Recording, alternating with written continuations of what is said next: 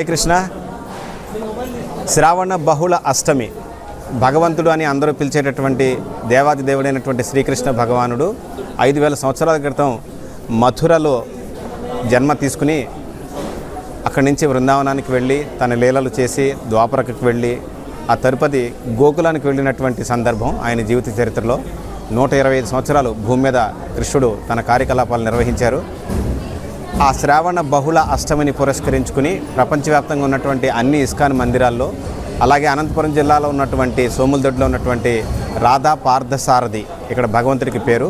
So ఆయనకి అన్ని రకాలైనటువంటి ఏర్పాట్లతో ఈ జన్మాష్టమి విజయవంతంగా చేయడానికి మందిరం యాజమాన్యం అన్ని ఏర్పాట్లు చేసింది.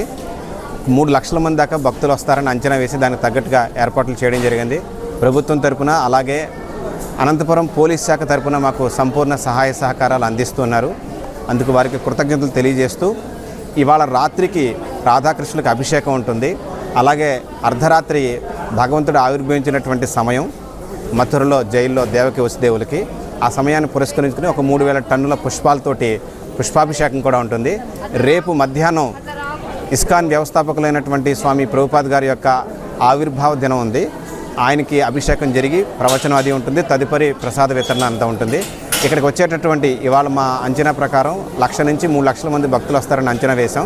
దానికి తగ్గట్టుగా అన్ని ఏర్పాట్లు చేసి ప్రసాద వితరణ కూడా చేస్తూ ఉన్నాం. కనుక అందరూ ఈ సందర్భాన్ని పురస్కరించుకుని అనంతపురం జిల్లాలో ఉంటే ఇక్కడికి, వేరే ఎక్కడ ఉన్నా సరే ఇస్కాన్ మందిరాలకు వెళ్ళి రాధాకృష్ణ యొక్క అనుగ్రహం పొందాల్సిందిగా కోరుతున్నాం. హరే కృష్ణ.